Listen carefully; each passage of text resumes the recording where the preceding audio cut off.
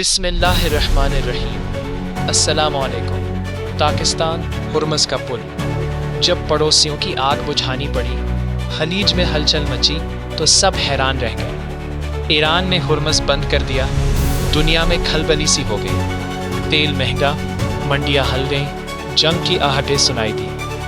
لیکن اسی کشیدگی میں پاکستان نے خاموشی سے ایک قدم اٹھایا جو یادگار بن گیا۔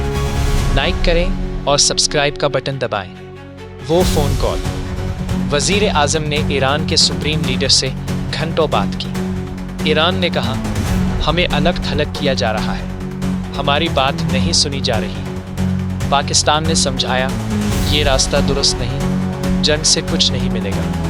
اسلام آباد میں تاریخی ملاقات۔ پھر پاکستان نے سعودی عرب، ترکی، قطر، عراق اور USA کو دعوت دی۔ اسلام آباد میں وہ اجلاس ہوا جہاں سب ایک میز پر آئے۔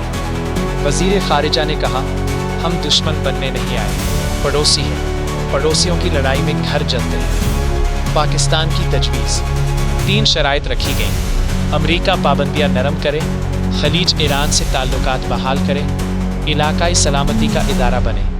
ایران نے ہچکچاہٹ کے بعد ہرمز کھول دیا۔ دنیا نے پاکستان کی تعریف کی۔